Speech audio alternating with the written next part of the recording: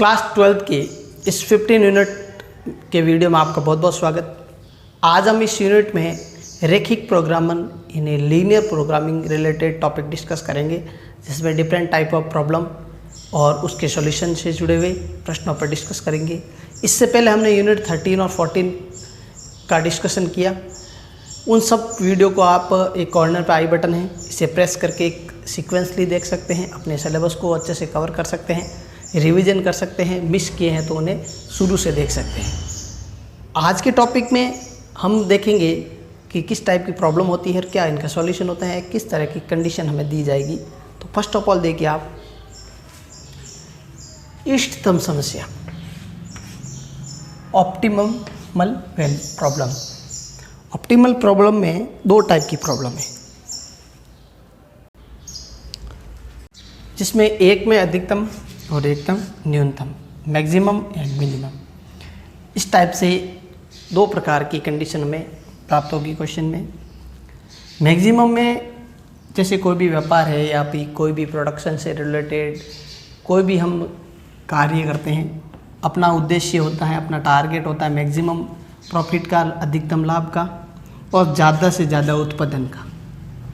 इसके लिए लागत यानी खर्च, कॉस्ट प्राइस कम से कम हो और उपयोग यहाँ पे संबंधित हैं जिन वस्तुओं का हम उपयोग करके उत्पादन करेंगे, उन वस्तुओं का कम से कम वस्तु का उपयोग करके, कम से कम जो है स्रोत का उपयोग करके अच्छी क्वालिटी का और मैक्सिमम उत्पादन करके अधिकतम लाभ प्राप्त करना, ये किसी भी बिजनेस का उद्देश्य होता है।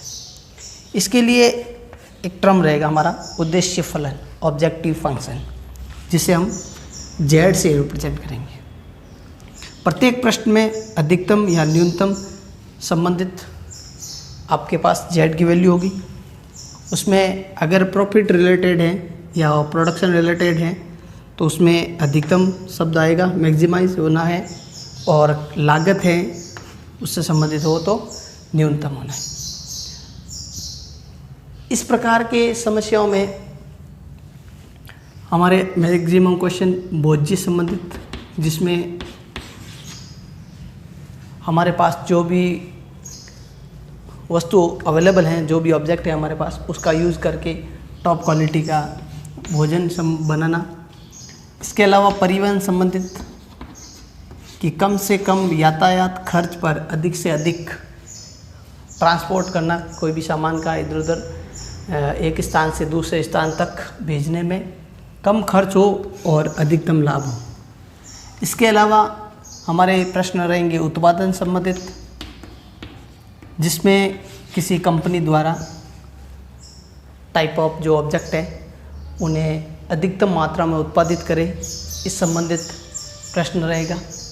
और साथ ही साथ हमारे जो इस यूनिट में प्रश्न और होंगे, जिसमें कोई भी वस्तुओं के संख्याओं से संबंधित कि अधिक से अधिक कितनी संख्याओं में ये उत्पादित की जाए उसका होगा। और फिर भोजन से संबंधित में जो भोज्य पदार्थ है, अवयव हैं, उनकी संख्याओं से संबंधित प्रश्न होगा। उनकी मात्राओं को ज्ञात करने का, क्वांटिटी को से संबंधित प्रश्न होगा। तो किस टाइप के क्वेश्चन होंगे, इसके लिए जो फर्स्ट एक्सरसाइज है हमारे 15.1, इसमें हमें डायरेक्ट फॉर्म में कंडीशन दी जाएगी, व्यवरोध दिए जाएंगे असमीका के रूप में। असमीकाएँ आपको दी जाएगी। उन असमीकाओं के आधार पर एक ग्राफीय मेथड से उनका एक सुसंगत हल प्राप्त करके हम उस प्रश्न के सॉल्यूशन को प्राप्त करेंगे। तो किस टाइप के प्रश्न है, इसके लिए ज़रा देखिए एक्सरसाइज 15.1 का क्वेश्चन नंबर 1। तो फर्स्ट क्वेश्चन इस प्रकार है, हमें इसमें करना है मिनिमाइज यानी कि न्यूनतम वैल्यू ज्ञात करनी है। इसके लिए हमारा उद्देश्य ऑब्जेक्ट z = -3x + 4y है। हमें व्यवरोध यानी कंडीशन एक प्रकार के दे रखे हैं, कॉन्स्टेंट्स दे रखे हैं, x + 2y जो है उसका मान 8 के बराबर या उससे छोटा होना चाहिए। 3x + 2y 12 के बराबर या उससे छोटा। x इज़ ग्रेटर देन या इक्वल टू 0, 0 के बराबर या बड़ा, और y का मान भी 0 के बराबर या बड़ा। सर्वप्रथम इन दोनों कंडीशन पे आप ध्यान दें। x का मान 0 से बड़ा या बराबर, अगर ग्राफिकली देखें इसको तो जैसे ये x अक्ष है और ये y अक्ष है, इसमें 0 से बड़ा इस दिशा में होगा, x का मान 0 के बराबर या 0 से बड़ा सारा का सारा इस साइड, और y का मान 0 के बराबर या बड़ा ऊपर की तरफ होगा।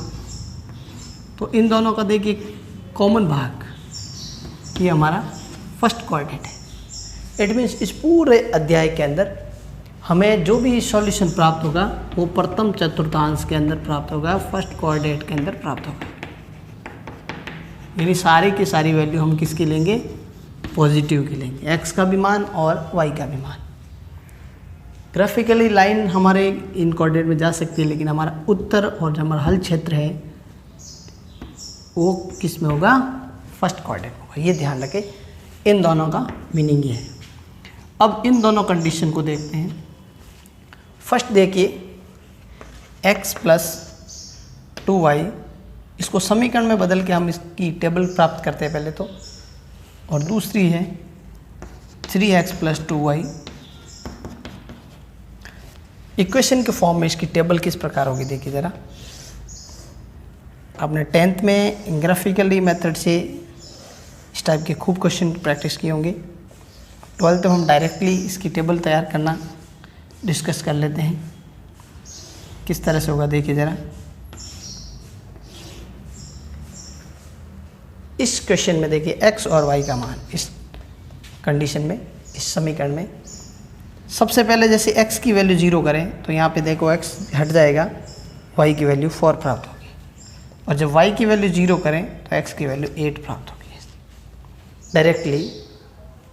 और यहाँ पे भी देखिए x y है, एक बार x का मान 0 करें तो y की वैल्यू कितनी प्राप्त हो जाएगी? 6। दूसरी बार y 0 करें तो x प्राप्त हो जाएगा 4। इस प्रकार दोनों जो है समीकरण, इनकी एक सारणी प्राप्त हो गई। अब इस सारणी को हम ग्राफीय मेथड से सॉल्व करते हैं, ग्राफ में इसको शो करते हैं। तो इस सारणी का जो ग्राफीय फॉर्म है वो किस तरह से होगा देखिए ज़रा।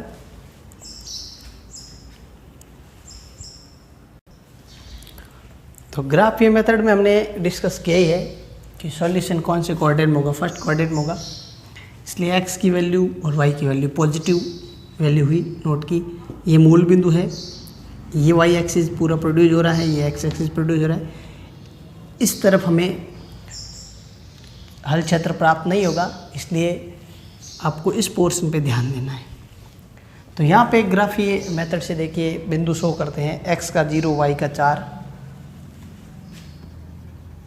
ये इस पॉइंट पे होगा y एक्सिस पर, और x का 8 है, y का 0 कहाँ होगा? यहाँ पे इस पॉइंट पे। इन दोनों बिंदुओं को मिला लेना है। इन दोनों बिंदुओं को मिलाने से एक लाइन प्राप्त हो जाएगी जो इस प्रकार हो जाएगी। ये है पॉइंट 0,4 और ये है पॉइंट 8,0। ये फर्स्ट लाइन का ग्राफ है, पहली रेखा है, इसका ग्राफ है।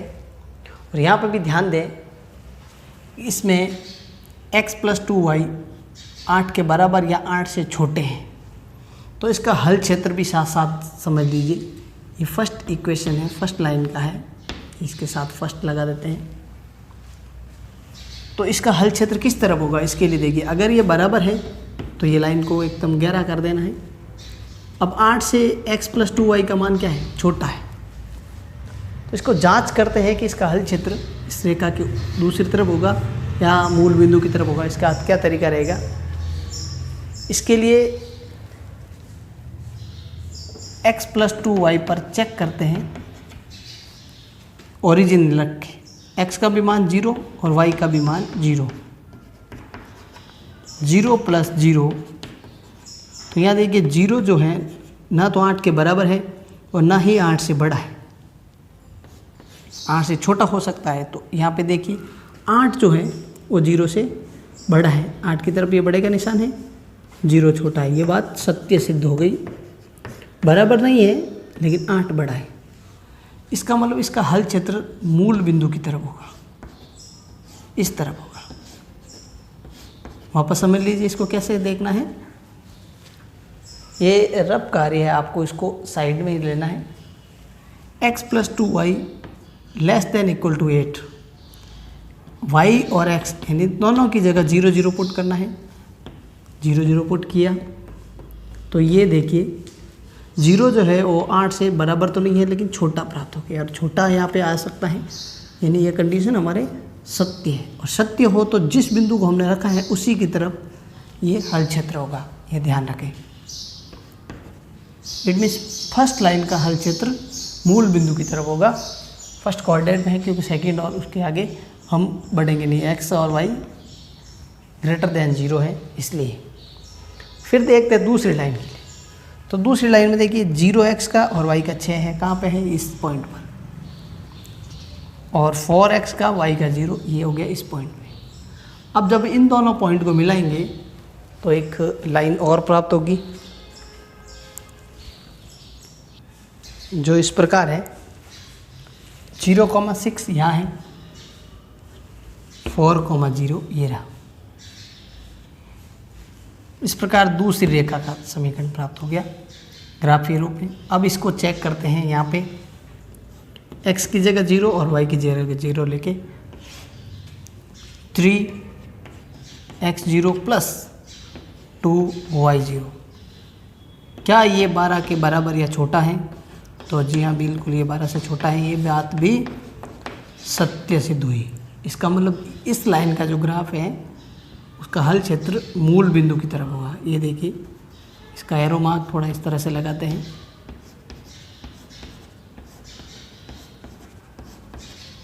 ये मूल बिंदु की तरफ होगा। अब फर्स्ट लाइन के एरो मार्क और सेकंड लाइन के एरो मार्क का कॉमन भाग कौन सा है, ऐसे क्षेत्र को देखना है जहाँ पे दोनों लाइनों का हल क्षेत्र सम्मिलित हो, मिक्स हो। तो वो हमें ये पूरा का पूरा पार्ट मिलेगा। यहाँ पे दोनों लाइनों का हल क्षेत्र है और दोनों लाइनों को ये भाग संतुष्ट कर रहा है। ये देखिए यहाँ पे ये पूरा का पूरा पार्ट हमारा हल क्षेत्र होगा। इस प्रश्न का पूरा का पूरा पार्ट ये नोट कर लेना है। इस क्षेत्र में दोनों रेखाएं तथा ये दोनों प्रतिबंध संतुष्ट करते हैं। फिर हमें इसके चारों कोणीय बिंदु को प्राप्त कर देना है। ये O पॉइंट है, ये A पॉइंट है, ये B पॉइंट और ये इसका नाम C पॉइंट। फिर इस संबंधित एक टेबल देखते हैं। ये टेबल इस प्रकार है, लेकिन इससे पहले हम प्राप्त कर लेते हैं कि ये B पॉइंट क्या होगा। B पॉइंट के लिए दोनों इक्वेशन जो थी हमारे, दोनों व्यवरोध थे, समीकरण थे, उन्हें हम सॉल्व करके B की वैल्यू प्राप्त करते हैं जो इस प्रकार थे। x + 2y = 8 और दूसरी वैल्यू थी 3x + 2y = 12। जब हम इनको कैलकुलेट करते हैं तो हमें x के और y के मान प्राप्त होंगे। x = 2 और जब x की वैल्यू हम किसी एक समीकरण में रखते हैं तो y = 3 प्राप्त होगा। इस प्रकार से फिर हम देखते हैं इसके टेबल से रिलेटेड टॉपिक को। टेबल में आपको सबसे पहले ये जो कोणीय बिंदु है, इससे चतुर्भुज के क्वाड्रिलेटरल के 4 कॉर्नर हैं, O, A, B और C। इन बिंदुओं को ज्ञात करना है। तो जैसे ये बिंदु मूल बिंदु है 0 0, इस A के जो बिंदु होंगे वो होंगे 4,0, B अभी हमने ज्ञात किया ही है 2,3 और C के पॉइंट 0,4। तो ये ही हमारे कोणीय बिंदु होंगे, कॉर्नर के पॉइंट होंगे। ओ हो गया 0 0, ए हो गया 4 0, बी हो गया 2 0 2 3 सॉरी, और सी हो गया 0 4। फिर जो हमारा उद्देश्य था, ऑब्जेक्ट था, उसके कॉरस्पॉन्डिंग वैल्यू, संगत मान क्या होंगे उसके लिए देखिए ज़रा। Corresponding value of z -3, x की जगह भी 0 और y की जगह 0 कैलकुलेट होके ये 0 प्राप्त होता है। फिर यहाँ -3 × 4 4 × 0 -12 प्राप्त होता है। इसके बाद -3 × -2 प्लस 4 × 3, तो इसकी कैलकुलेशन प्राप्त हो जाएगी 6। और लास्ट रहेगा हमारा चौथा पॉइंट, जिसमें हमें प्राप्त हो जाएगा z का मान 16। अब इन सभी मान को आप ध्यान से नोट करें। इनमें से जो सबसे कम है, सबसे न्यूनतम है, वो कौन सी वैल्यू है? सबसे कम है ये नेगेटिव का 12, ये न्यूनतम वैल्यू है, मिनिमम है, ये ध्यान रखें, ये न्यूनतम है। हमें इस प्रश्न में न्यूनतम ही करना था। इसका मान किस बिंदु पे है, वो बिंदु हमारा आंसर होगा। तो x = 4 और y = 0 पर हमें क्या प्राप्त हुआ? न्यूनतम मान प्राप्त हुआ है। न्यूनतम मान प्राप्त होगा, मिनिमम वैल्यू प्राप्त होगी। न्यूनतम मान कितना है? वो है -12। और किन बिंदुओं पर है? x के और y के क्या मान है? वो हो गया 4, 0। इसी प्रश्न में अगर अधिकतमीकरण या अधिकतम का शब्द आ जाए तो आपको ये ध्यान रखना, सबसे मैक्सिमम वैल्यू लेनी है जो कि 16 है, और किन बिंदुओं पे है? वो है 0,4 पर। तो पूरी एक्सरसाइज में इस टाइप के क्वेश्चन होंगे, इस टाइप के व्यवरोध, उसके बाद उससे रिलेटेड टेबल, फिर z उद्देश्य, उस उद्देश्य से संबंधित पर्टिकुलर मान, उन मान में या तो हमें न्यूनतम पूछा जाएगा या अधिकतम पूछा जाएगा, वो मान क्या होगा और किन बिंदुओं पे होगा, यही हमारे 15.1 एक्सरसाइज के क्वेश्चन का एक तरह से समरी है कि सारे के सारे क्वेश्चन किस फॉर्म में होंगे, किस तरीके के होंगे। तो इसी कंटिन्यूशन में हम देखते हैं इसका next question number 2।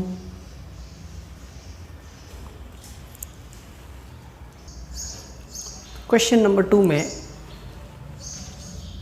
z 3x + 4y और a की हमें कांस्टेंट देख रखा है, व्यवरोध दे रखा है, a की दे रखा है यहाँ पे, x + y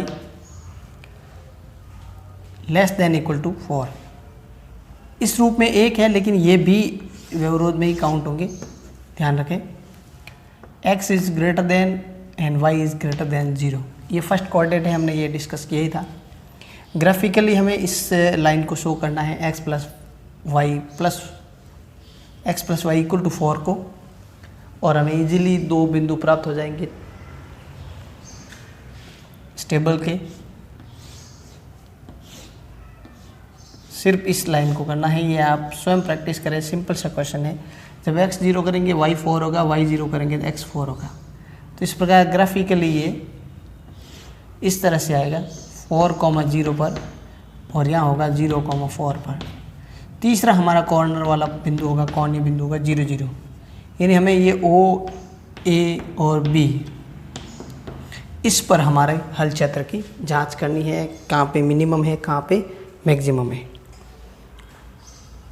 ये स्वयं पूरी तरह से प्रैक्टिस करके देखिए, सिंपल सा क्वेश्चन है। क्वेश्चन नंबर 3 में देखिए, मिनिमाइज भी करना है, यहाँ पे भी मिनिमम वैल्यू याद करनी है इस ऑब्जेक्ट की, इस उद्देश्य की, जिसमें हमें कांस्टेंट दे रखे हैं व्यवरोध। ये एक तरह की कंडीशन है कि क्या होंगे x और y में संबंध। जैसा कि डिस्कस किया है कि ये हर प्रश्न में होगा, x > 0, y > 0, x का मान 0 के बराबर या बड़ा, y का मान 0 के बराबर या बड़ा, ये हर प्रश्न में होगा। अब हमारे पास ये 3 लाइन है, इनको हमें ग्राफिकली शो करना है। इसके लिए देखिए फर्स्ट का इक्वेशन हमें बराबर करके सॉल्व करते हैं। फर्स्ट में देखिए 2x minus Y equal to -5, तो इसकी सारणी क्या सी होगी वो देख ले ज़रा। बहुत ही सरल तरीका होता है सारणी बनाने का। एक बार x की जगह 0 करें तो देखिए y की वैल्यू प्लस की 5 प्राप्त होती है, और दूसरी बार y 0 करें तो x की वैल्यू 2.5 प्राप्त होगी माइनस की। अब यहाँ ये ध्यान दें, वैल्यू माइनस की भले ही है लेकिन हमारा हल क्षेत्र हमेशा फर्स्ट कोऑर्डिनेट में होगा, ये ध्यान रखें। फिर देखते हैं दूसरी कंडीशन को, इसी प्रकार देखते हैं 3x plus y equal to 3, 3x plus y equal to 3 लेके करें तो इसका ग्राफीय सॉल्यूशन कैसे होगा देखिए ज़रा। एक्स वाई, एक्स की जगह 0, वाई हो गया 3, और वाई की जगह 0 तो एक्स हो जाएगा 1। लास्ट तीसरी कंडीशन देखिए 2x minus 3y equal to 12। तो यहाँ के लिए इसकी टेबल किस तरह से होगी देखिए ज़रा। एक्स वाई, एक्स को जब 0 करेंगे तो देखिए वो x 0 हो जाएगा, y कैलकुलेट हो गया -4 होगा, और जब y को 0 करेंगे तो x की वैल्यू प्लस के 6 प्राप्त होगी। अब इन तीनों टेबल को हम ग्राफ में शो करेंगे तो किस प्रकार इसका ग्राफ ये फॉर्म होगा वो देखिए ज़रा। क्वेश्चन 2 को पूरा प्रैक्टिस करें, इसकी टेबल को तैयार करें, यह आपका प्रैक्टिस वर्क है एक तरह का। इस तरह से ग्राफ में सबसे पहले हम पहली टेबल की वैल्यू को 0, 5, 0x की वैल्यू है, y 5 है, कहाँ पे होगा इस पॉइंट पे, ये y एक्सिस है और ये x एक्सिस है, ये वाला पॉइंट रहेगा। इसके बाद -2.5, ये देखिए माइनस की वैल्यू है 2.5, y की वैल्यू 0, -2.5 x की वैल्यू 2 और 3, -2 -3 यहाँ पे होगी इसके बीच में। इन दोनों पॉइंट को हम मिला लेंगे तो फर्स्ट इक्वेशन का ग्राफ हमें प्राप्त हो जाएगा, इस तरह से हो जाएगा। ये पॉइंट है 0,5 और ये है -2.5, 0। कौन सी इक्वेशन है ये हमारे फर्स्ट इक्वेशन है। फिर देखते हैं इक्वेशन नंबर 2 जो कि हमें 3x plus y equal to 3 के रूप में है। इसके बिंदु देखिए जहाँ पे ये x और y की वैल्यू हमें प्राप्त हुई है, 0x y 3 यहाँ पे है और 1 0, ये इस तरह से। तो इन दोनों पॉइंट को मिलाने से हमें एक लाइन प्राप्त हो जाएगी इस तरह से। ये हमारे सेकेंड इक्वेशन का है ग्राफ पी निरूपण। अब हम देखते हैं कि ये हल क्षेत्र कहाँ होगा इनका, किस तरफ इनका हल क्षेत्र होगा, पहले ये जांच कर लेते हैं। तो फर्स्ट इक्वेशन के लिए देखिए 0 0 पुट करना है, यहाँ पे भी 0, यहाँ पे भी 0, तो इस साइड 0 हो जाएगा जो कि -5 के इक्वल नहीं है, ये ध्यान रहे, नॉट इक्वल टू -5। और क्वेश्चन में जो कंडीशन थी हमारे कि 2x माइनस वाई जो था वो 5 से बड़ा होना चाहिए, एक कंडीशन हमारे यहाँ थी। इस इक्वेशन का जो रियल फॉर्म था क्वेश्चन में वो इस तरह से था, यहाँ पे 0, ये 0, कुल मिला के पूरा का पूरा 0 5 से तो बड़ा ही है। इसका मतलब इसका हल क्षेत्र इस मूल बिंदु की तरफ होगा। फर्स्ट कोऑर्डिनेट में हमें शो करना नहीं है, सेकंड कोऑर्डिनेट में होगा हमारा सॉल्यूशन, होगा इस ओरिजिन की तरफ। फिर दूसरी इक्वेशन जो थी हमारे पास, इसके अंदर भी x की वैल्यू 0, y की वैल्यू 0 रखें, इसमें x 0 y 0, तो 0 जो है +3 से छोटा है, जबकि हमें कंडीशन जो थी उसमें दे रखा था कि x plus 3y 3x plus y greater than 3। यहाँ पे हमारी कंडीशन क्या थी, 3x plus y greater than 3। इसका मतलब यहाँ पे 0 0 पुट करने से ये असत्य हो गया, ये स्टेटमेंट फॉल्स हो गया। इसलिए इस लाइन का हल क्षेत्र मूल बिंदु की तरफ ना होके दूसरी तरफ होगा, ये ध्यान रखें। इधर नहीं होगा, ये दूसरी दिशा में, ये ध्यान रखें इसका। इस साइड इसका हल क्षेत्र होगा और पहली लाइन का इस तरफ होगा। अब जो तीसरी लाइन है जिसका हमें ग्राफी फॉर्म देखना है, 0 - 4 यहाँ पे होगा ये, और 6 0 इस पॉइंट पे। तो इनका क्षेत्र देखिए किस प्रकार का होगा। इस तरह से इसका ग्राफ होगा। 0 - 4 यहाँ है और 6, 0 यहाँ। अब इसका हल क्षेत्र किस तरफ होगा, इसका देखिए कि मूल बिंदु की तरफ होगा या इसकी विपरीत दिशा में होगा। तो इसका जो रियल फॉर्म था वो हमारे पास इस तरह से था, 2x - 3y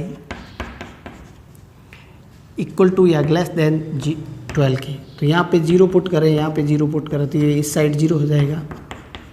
और ये बात बिल्कुल सत्य है, स्टेटमेंट ट्रू है। जो वैल्यू हमने रखी वो मूल बिंदु उसकी तरफ ये हल क्षेत्र होगा इसका। तो यहाँ इस कोऑर्डिनेट में हम शो करेंगे नहीं, ये इस दिशा में होगा।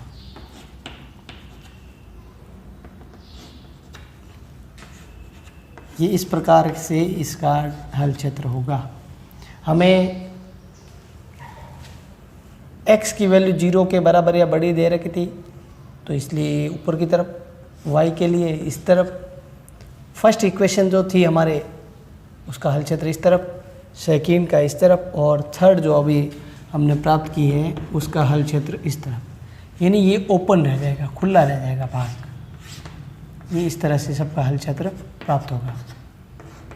ये एक क्रॉसिंग पॉइंट है इनका, एक ओपन एरिया। अब यहाँ पे हमें ज्ञात करना है कि हमारा जो उद्देश्य z है वो न्यूनतम कहाँ होगा, किस बिंदु पर होगा, ये ध्यान रखिए। ये ओपन एक हल क्षेत्र हो गया। ये ओपन यहाँ पे होने का मतलब ये हो गया कि इसका मैक्सिमाइज नहीं किया जा सकता। अधिकतमीकरण कहाँ होगा इसका आइडिया नहीं है। न्यूनतम के लिए तो हमें पॉइंट लेने पड़ेंगे, वो इस प्रकार है। ये 4 पॉइंट, ये है ए पॉइंट, ये वाला पॉइंट इस लाइन से ये लेना है, ये बी पॉइंट है।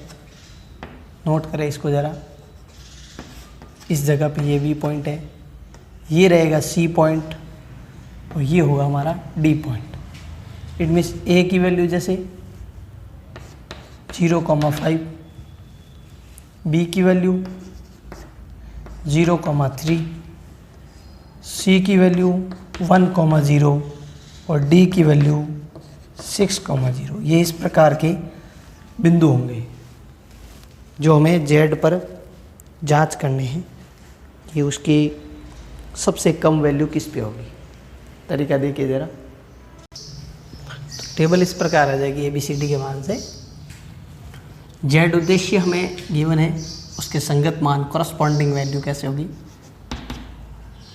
पॉइंट ए के लिए, जो हमें 0,5 प्राप्त हुआ था। -50 0 + 20 × 5, इसकी कैलकुलेशन हो जाती है 100। ये फर्स्ट के लिए हो गया है। उसके बाद बी के लिए देख लीजिए इस प्रकार।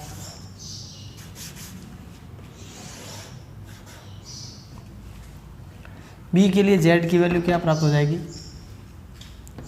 -50 × 0 20 × 3 कैलकुलेट करके हम प्राप्त करता है हमें 60। और सी के लिए -50 × 1 + 20 × 0 -50 प्राप्त हो जाएगा। और अंतिम सी के बाद डी के लिए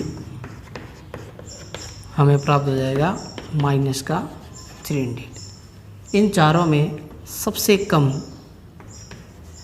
वैल्यू कौन सी है, को नोट कर दें। न्यूनतम क्या है? -300। अब ये -300 न्यूनतम यानी जेड का मान प्राप्त हुआ। क्योंकि ये ओपन है भाग, इसके लिए हमें यहाँ पे एक और टर्म एंड कंडीशन पर ध्यान देना पड़ेगा कि जो जेड का मान हमें प्राप्त हुआ है न्यूनतम, उसके लिए ग्राफीय फॉर्म में ये कहाँ होगा।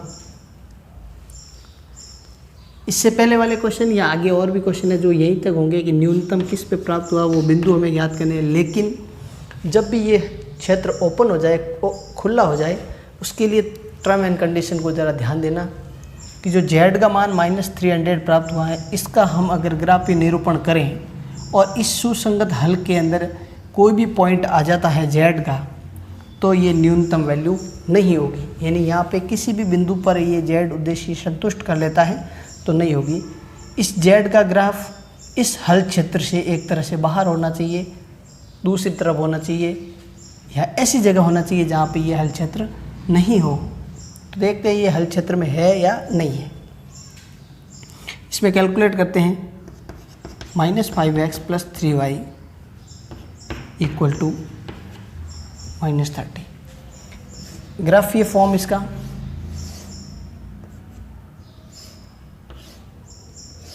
ग्राफ में देखते हैं इसको। अगर प्रत्येक प्रश्न में जेड को ग्राफ में शो करने की ज़रूरत नहीं है, सिर्फ ओपन वाले भाग में करना है। तो जब x 0 होगा y हो जाएगा -10 और y 0 होगा तो x हो जाएगा 6।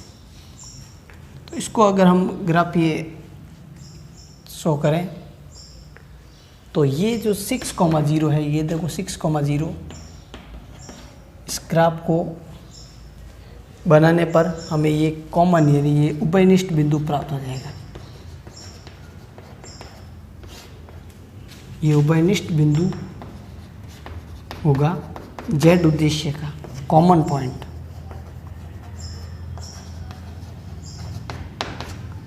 इसलिए इस प्रश्न में जेड का न्यूनतम मान नहीं होगा, ध्यान रखें। अगर ये उभयनिष्ठ पॉइंट नहीं प्राप्त होता तो जेड का न्यूनतम मान -300 प्राप्त होता है। ये कंडीशन थोड़ा ध्यान दें। अब जेड का न्यूनतम मान किस पॉइंट पे है ये कंफर्म यहाँ पे नहीं है, अधिकतम वैसे भी नहीं है क्योंकि ये ओपन भाग है। तो जो खुले क्षेत्र वाले प्रश्न हैं उन्हें थोड़ा सा आपको ध्यान देना है। अगर हम जेड का ग्राफ भी बना दें इस पर्टिकुलर इस लाइन का, तो कहाँ पे होगा इसका ग्राफीय निरूपण। ये इस प्रकार का ग्राफीय निरूपण हो सकता है कि 0, -10 यहाँ कहीं ना कहीं आगे हम प्रोड्यूस करके प्राप्त करेंगे और 6,0 ये है। तो ये वाला जो जेड उद्देश्य का ग्राफ है इस हल क्षेत्र के अंदर ही मौजूद है, इसका कॉमन भाग है, इसलिए इसका न्यूनतम मान नहीं होगा। उभयनिष्ठ बिंदु होने की वजह से मिनिमाइज ये नहीं होगा। ये थोड़ा गौर करने वाली बात है। 1-2 एग्जाम्पल या इस टाइप की कुछ एक कंडीशन है जहाँ पे जो हमारा जेड की जो वैल्यू है वो हल क्षेत्र के कॉमन आने पर कोई भी आंसर प्राप्त नहीं होगा, ना ही अधिकतम ना न्यूनतम। अगर ये जेड की जो ग्राफ की वैल्यू है या जेड का जो संगत मान है वो किसी हल क्षेत्र के किसी भी बिंदु के मैच नहीं होता है, कॉमन नहीं होता है, उस स्थिति में न्यूनतमीकरण होगा। ये थोड़ा ध्यान रखें आप। इसके बाद देखते हैं नेक्स्ट क्वेश्चन और फिर आपकी प्रैक्टिस के लिए क्वेश्चन।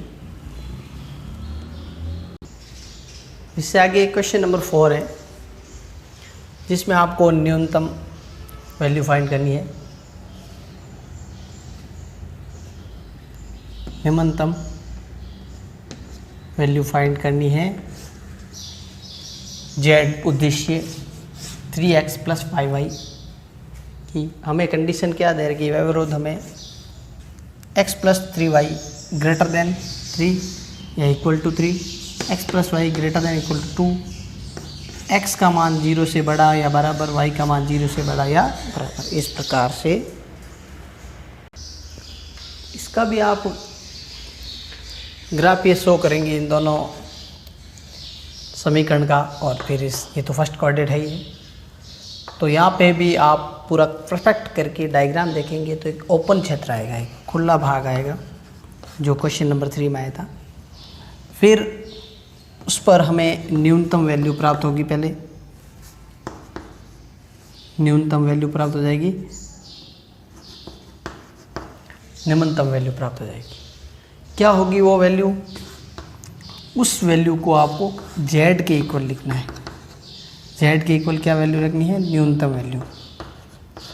जो न्यूनतम मान है, हमने जैसे कि क्वेश्चन नंबर 3 में भी किया था, z के इक्वल लिख के जो हमें एक इक्वेशन के रूप में प्राप्त होगा, उसका आपको आरेखीय रूप ज्ञात करना है, ग्राफिकली शो करना है। उसी z की इक्वेशन को आरेखीय रूप में करना है, ग्राफीय शो करना है।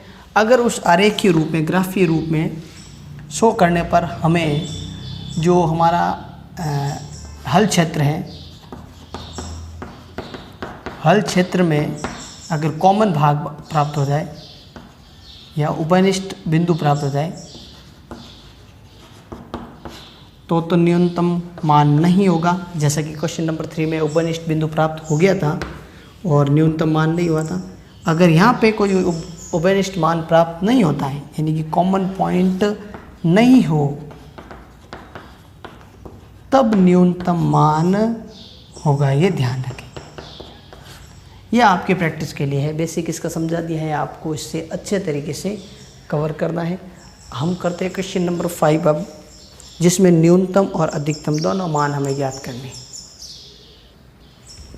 तो क्वेश्चन नंबर 5 में सबसे पहले हम इस समीकरण पर विचार करते हैं सॉल्यूशन में। इसके x + 3y = 60 लेंगे, बराबर में 60 लेंगे। क्या होगी इसकी सारणी? x और y के मान एक एक बार 0 करते हैं, एक बार x 0, एक बार y 0। ये इस तरह से ध्यान रखें, इसको प्रैक्टिस में ले लें। जब x 0 हो तो y की वैल्यू 20 और y 0 हो तो x की वैल्यू 60 प्राप्त हो जाएगी। इसी प्रकार सेकेंड इक्वेशन में देखिए, दूसरा समीकरण x + y = 10 है। इसकी टेबल x और y को 0 करें तो x and y, एक बार x 0, एक बार y 0। जब x 0 होगा तो y 10 होगा, y 0 होगा तो x 10 होगा यहाँ पे। और लास्ट जो है हमारी, इस कंडीशन को आप ध्यान दें, y is always greater than x, यानी y हमेशा x से बड़ा होगा। तो ये आपको ग्राफीय रूप में ही एक्सप्लेन करेंगे कि किस तरह से y का मान हर बिंदु पर x से बड़ा होगा। अगर हमें इसकी टेबल प्राप्त करनी है तो हमें इसको इक्वल लेके करना है, और जो x के मान होंगे वही y के मान होंगे। यहाँ ध्यान दें, यहाँ पे एक बार x 0 y 0 नहीं रख सकते। अगर x 0 है तो y भी 0 है, x अगर 10 है तो y भी 10 है। प्रत्येक बिंदु पर ये बराबर होंगे, लेकिन ग्राफ में शो होने के बाद y जो है वो x से बड़ा होगा। ये ध्यान रखें। इस प्रकार तीनों मान से जो टेबल प्राप्त हुई है, फर्स्ट एंड सेकंड और थर्ड टेबल जिसमें x और y इक्वल ही है, उनको ग्राफ पे शो करें तो फर्स्ट देखिए 0 20, x का मान 0, y 20, x का 60, y का 0। इसको हम मिलाते हैं, फर्स्ट इक्वेशन का ग्राफ प्राप्त हो जाता है। अब ये किस तरफ होगा, इसके लिए ज़रा तरीका देखिए। x की जगह 0 और y की जगह 0 लें तो ये पूरा का पूरा पोर्शन 0 हो जाता है, जो कि 60 से छोटा है, सत्य है, यानी ये मूल बिंदु की तरफ होगा। फर्स्ट इक्वेशन का ग्राफ का हल क्षेत्र मूल बिंदु की तरफ होगा, ध्यान रखें, ये इस तरफ से। सेकंड है 10 0 और 0 10। यहाँ पे देखो ये 0 10 है और ये 10 0 है। सेकंड लाइन का ग्राफ है। सेकंड लाइन में देखते हैं, यहाँ पे 0 और यहाँ पे 0 लें, 0 + 0। 0 कभी भी 10 के बराबर या 10 से बड़ा नहीं होगा, ये असत्य है, ये ध्यान दें। इसलिए इसका हल क्षेत्र सेकंड का मूल बिंदु की दूसरी तरफ होगा, मूल बिंदु की तरफ नहीं होगा, ओरिजिन की तरफ नहीं होगा, ये इस तरह से होगा, दूसरी तरफ। और जो तीसरा है यहाँ पे देखिए, y is always greater than x। जो y है वो हमेशा x से बड़ा है, तो इसका हल क्षेत्र वाई एक्स की तरफ होगा। ये लाइन है y is always greater than x के लिए। तीसरी लाइन, इसका हल क्षेत्र हमेशा इस तरफ होगा। देखिए ध्यान से, ये ऐसे होगा। तो अब तीनों का कॉमन भाग देखिए, फर्स्ट लाइन इस तरफ, दूसरी इस तरफ और तीसरी जो अभी है उस तरफ। तो ये तीनों का जो कॉमन क्षेत्र है, हल क्षेत्र कहते हैं जिसे, वो क्या प्राप्त हुआ है, ये वाला पूरा का पूरा पार्ट प्राप्त हुआ है। ये इस तरह से एक चतुर्भुज के रूप में इसके चारों कॉर्नर हमें प्राप्त करने हैं। क्या होंगे चारों कॉर्नर इसके लिए देखिए तरीका, ये है ए पॉइंट, ये बी पॉइंट, ये पॉइंट हो जाएगा सी और ये हो जाएगा डी। सी और डी बिंदु हमें ज्ञात करने हैं। सी बिंदु प्राप्त होगा लाइन 1 और लाइन सेकेंड और लाइन थर्ड का इंटरसेक्शन पॉइंट। दूसरी और तीसरी रेखा का प्रतिच्छेदन बिंदु होगा और पहली रेखा और तीसरी का प्रतिच्छेदन बिंदु होगा डी। तो पहले हम वो ज्ञात कर लेते हैं किस प्रकार होंगे वो बिंदु। तो बिंदु सी में रेखा ये नंबर 2 और ये 3, इनका इंटरसेक्शन पॉइंट है। फर्स्ट लाइन से हमें ये इक्वेशन प्राप्त हुई, सेकंड से ये सेकंड लाइन ये है और थर्ड लाइन ये है। x इक्वल टू वाई है, तो y की जगह भी x प्राप्त पुट करते हैं। इस तरह से x का मान प्राप्त हो जाएगा 5 और y का भी 5, यानी बिंदु C प्राप्त हो गया हमें 5,5। ये C की वैल्यू, C पॉइंट प्राप्त हो गया, ये वाला पॉइंट।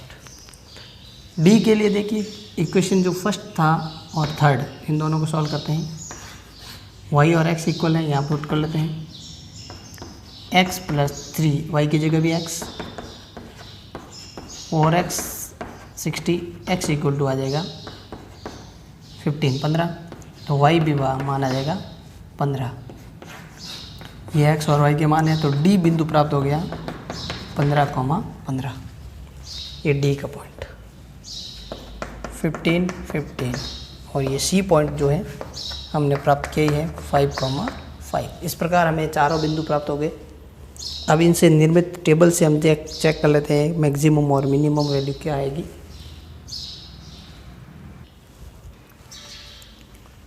तो इस टेबल में Z के संगत मान निकालने हैं इन चारों पॉइंट पे।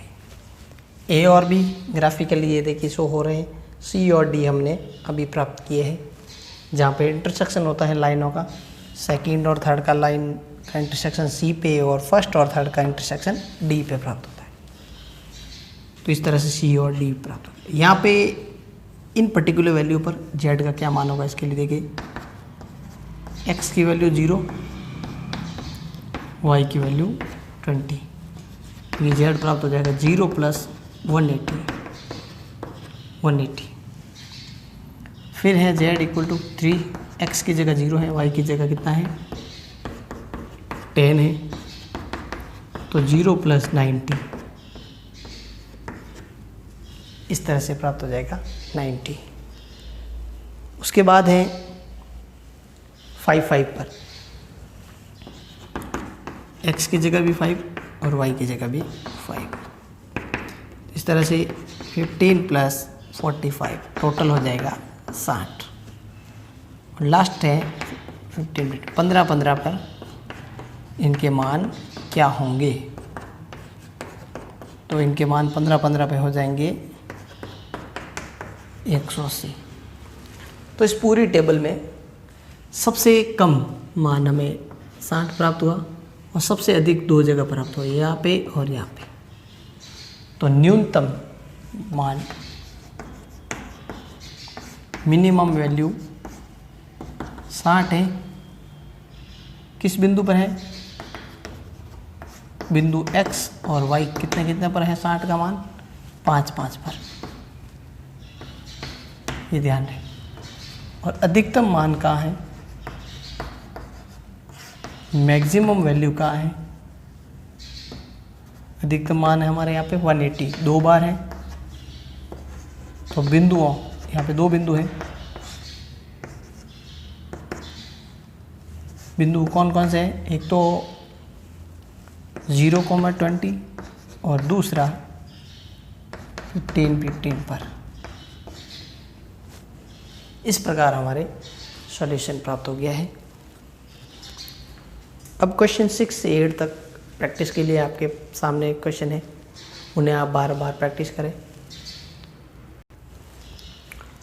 तो इस प्रकार क्वेश्चन 6 से 10 तक प्रैक्टिस के लिए आपके 6 जिसमें z x+2y और जो कंडीशन हमें दे रखी है व्यवरोध दे रखा है 2x+y का मान 3 के बराबर या बड़ा, x+2y 6 के बराबर या बड़ा। ये कंडीशन हर प्रश्न में होगी, ध्यान रखें। x and y is always greater than 0। 7 देख लीजिए, z हो गया 5x + 10y। ये हमें तीनों इक्वेशन दे रखी हैं और ये कंडीशन प्रत्येक प्रश्न में है। इनका आप ग्राफीय निरूपण कीजिए और इस प्रश्न में दोनों ज्ञात करना है, अधिकतम भी ज्ञात करना है और न्यूनतम भी ज्ञात करना है। दोनों मान यहाँ पे ज्ञात करने हैं प्रश्न नंबर 7 में। फिर 8वां प्रश्न देखिए। इस प्रश्न में z है x+y और पहली कंडीशन है हमारे व्यवरोध पहला x - y is less than equal to -1 है और -x+y इक्वल टू या लेस देन इक्वल टू 0 है। साथ ही साथ x और y प्रत्येक प्रश्न की तरह यहाँ पे भी 0 के बराबर या 0 से बड़े होंगे और इस प्रश्न में हमें ज्ञात करना है, अधिकतमीकरण करना है, इसका अधिकतम मान ज्ञात करना है। 8वें प्रश्न में हमें क्या ज्ञात करना है? अधिकतम मान ज्ञात करना है। इसकी प्रैक्टिस रेगुलर आप अच्छे से कीजिए। 9th और 10th इन प्रश्नों में भी देखिए z 9th क्वेश्चन में 3x+2y है और फर्स्ट कंडीशन इसकी जो पहला व्यवरोध है x+y is greater than equal to 8 और दूसरी जो है 3x + 5y less than equal to 15। x और y हमेशा की तरह 0 से बराबर या 0 से बड़ा। यहाँ हमें न्यूनतम वैल्यू ज्ञात करनी है प्रश्न नंबर 9 में। इसमें हमें न्यूनतम मान z का न्यूनतम मान हमें ज्ञात करना है और लास्ट 10th जिसमें हमें अधिकतम मान ज्ञात करना है z का। ध्यान रहे -x+y है, x की वैल्यू 3 से बड़ी या इक्वल। तो ये थोड़ा ध्यान रखें, x का मान 3 यहाँ होता है जैसे ग्राफ ये शो करते हैं 1 2 3 और इससे बड़ा होना चाहिए इस तरफ। फिर x+y greater than 5, x+2y greater than 6 equal to और x और y greater than equal to 0 के, इस तरह से। तो इस प्रकार सारे के सारे क्वेश्चन आपको प्रैक्टिस करने हैं। जिन क्वेश्चन को सॉल्यूशन जिनका किया है उन्हें आप बारंबार अच्छे से देखें, प्रत्येक कंडीशन को ध्यान दें कि किस तरह से ग्राफ होगा, किस तरह से उसका हल क्षेत्र होगा, ताकि इन प्रश्नों की आप अच्छी प्रैक्टिस करके आंसर निकाल सकें। फिर भी कोई प्रॉब्लम रहे तो आप ज़रूर बताएं, नेक्स्ट वीडियो में हम उसका भी सॉल्यूशन आपके सामने प्रस्तुत कर लेंगे। अगली एक्सरसाइज जो है उसमें वर्ड प्रॉब्लम से रिलेटेड है, तो अच्छे से इस एक्सरसाइज को ध्यान दें ताकि उस एक्सरसाइज से रिलेटेड एक्स्ट्रा टेबल और कुछ कंडीशन आपको बेस्ट समझ पाए। इससे पहले जो यूनिट हमने डिस्कस किए हैं उन्हें आप बारंबार अभ्यास करते रहें। उन्हें अगर मिस कर गए हैं तो कॉर्नर पे एक आई बटन है जिसे प्रेस करके उन वीडियो को देख के आप अपनी प्रिपरेशन करते रहें। अच्छे से अपने आप को प्रिपेयर करें, हेल्थी रहें और स्वस्थ रहें, खुश रहें। जय हिंद।